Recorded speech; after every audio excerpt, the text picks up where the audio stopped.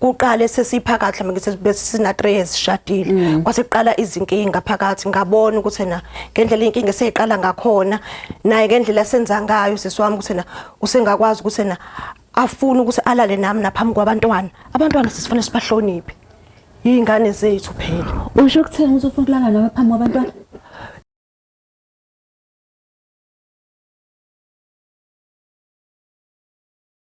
Sanibingelela bonke ababukeli beBlack Life TV kwesinye isiqephu esithi ngabuyelana emendweni. Namhlanje sihleli nomunye udadewethu othi ke unestory afisa ukusixoxa nihleli noLongsta ngiyanibingelela. Sawubona. Yebo sawubona sisi. Njani? Philile njani? Ngiyaphila. Ngicela ubingelela ababukeli emakhaya usho ukuthi uba igama uqhamuka kuphi? Sanibonani babukeli emakhaya uThandi wakwaZulu ngiqhamuka eMthwalume. Qhamuka eMthwalume. Yes. Thandi wakwaZulu. Yes. Okay, uThandi ukhule kanjani? Phuma ekhaya njani? Ngiphuma ekhaya enabazali ababili abakholwayo. Basikhulise ngendlela efudumele. Okay. Noma ke ubaba noma ubaba engasekho emhlabeni sekusela umama yedwa. Sekusela umama yedwa. Kodwa ekhaya kusafudumele si right. Oh okay. Yes. So like umshado bebeshadile? Yes bebeshadile. Ubona unjani umshado wabo? Muhle umshado wabo. Ngendlela kade behleli ngayo nathi besibona usabantwana ukuthi sihlele ekhaya elifudumele. So umshado wabo ngasho ukuthi wakwenza nawe wafisa ukushada? Yes, wangenza nami ngafisa ukuthi namsathi nami ngingathola umshado ofana nowabo. Ngendlela engakubona ukuthi unekusasa elihle liqhakazileyo. That's nice. So manje ke tell me, umyeni wahlangana naphi naye? Umyeni besifunda naye isikole. Anifunda naye esikoleni? Yes. Ibanga liphi? Sifunda amabanga aphansi. Amabanga aphansi? Yes. Amabanga aphansi uba?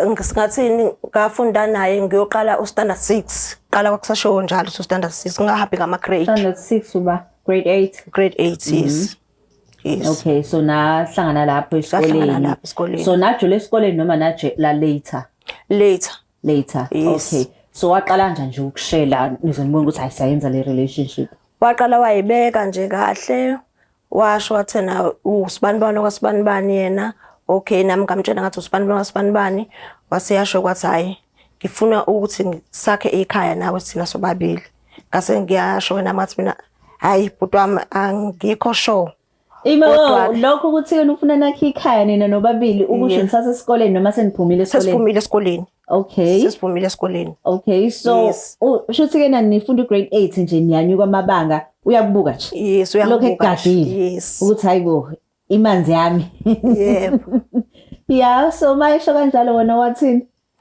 hayi ngamtshela ngathi hayi ngisazocabanga ukuthi ngisenze kanjani hayi wangimela wabekezela walinda hayi ngaze kwafika isikhathi nami ukuthi ngimtshene ukuthi hayi sengiready sesingakwazi ukuthi siqale uthando lethu hayi naye wajabula ke okay yes so i-first date yenu yayinjani i-first date yethu yayi kwakumnandi ngoba sahlangana kwamnandi kumnandi nje sincokola sahamba kwakuhle nje sahamba naye wathenga ukudla sadla umuntu nje wangiphatha kahle nje kwakumnandi sithi sahamba saya eCasino eSun Coast yes so manje ke iproposal ke yona yahamba kanjani what did he do akathi ngosuku lokupropose nje kwakusuku olunjani kwakusuku oluhle kakhulu sisi ngoba wavele wenza kwayi surprise ngendlela engathi kangalindele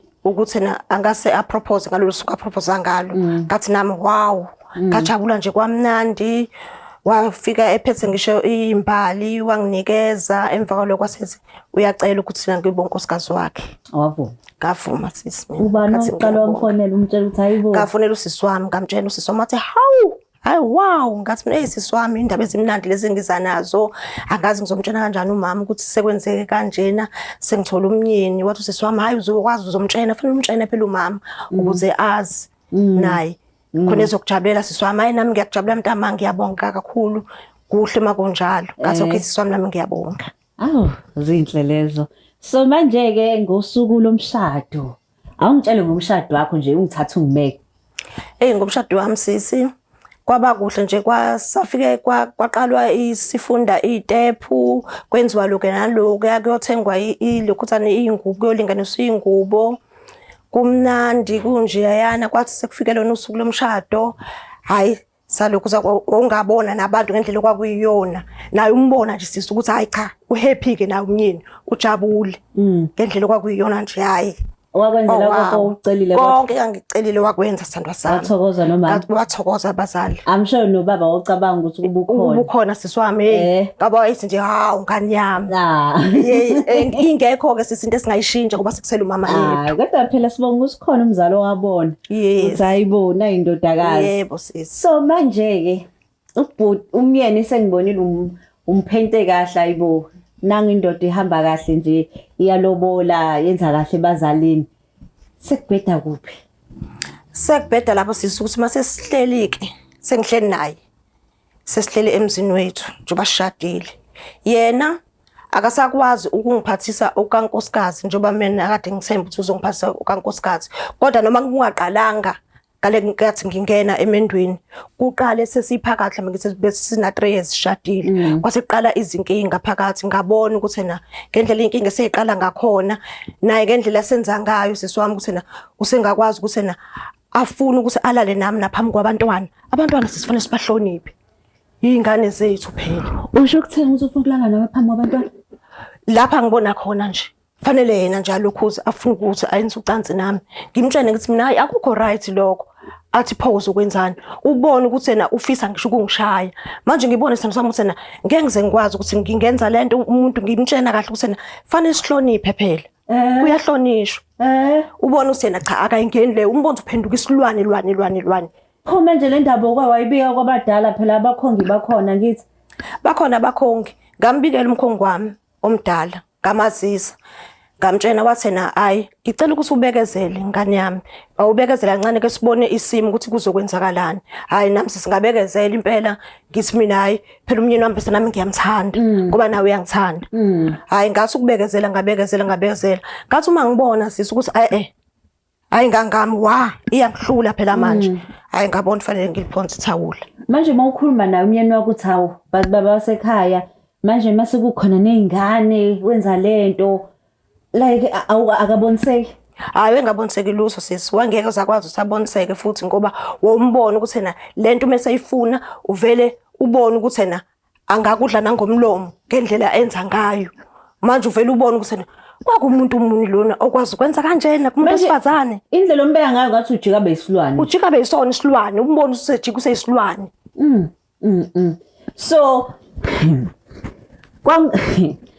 ngicela ukuthi ke na like abantu besifazana abaningi bangajabula ukuthi umyeni wakhe uactive right yes but manje yena masejike beyisilwane azi ukuthi ukhona uzomnika idingo zakhe mina mhlawumbe kubantu be-marriage counselor nikhulume nabo banicebise kangcono ukuthi ngiyenza kanjani ubengakuvumi-ke sisi wami konke lokho ubevele asho kahle athi yena uyindoda wakhokhe ekhaya wakhipha iy'nkomo zakhe ngivele ngiboneke nami sisi ukuthi hayi lesi isilwane sangempela lesi ungamenzani umuntu ofike afuna ukulala nawe manje uthi hayi usayinikeza ikhefu usaphumula namanje usefuna ukulala nawe umbona nje sithi mase kuthiwa ngiyakubekela isithombe ngaye ube umuntu bengisafuni nokuthi ngihlale ngigqoke ipaint bese efuna ngihlale ngagqokile akasebenzini lo muntu uyasebenza la sebenza khona imanager uyakwazi ukuphuma noma ngasikhathini ngone ezofuna ukuthi azolala nami so ngitshela ukuthi umsebenzi ubulimala ngenxa ukuthi ujahe wena yebo bulimala sisiwami ube wacabanga ukuthi mhlawumbe uthola umsebenzi ngoba uthe uhlala ekhaya mhlawumbe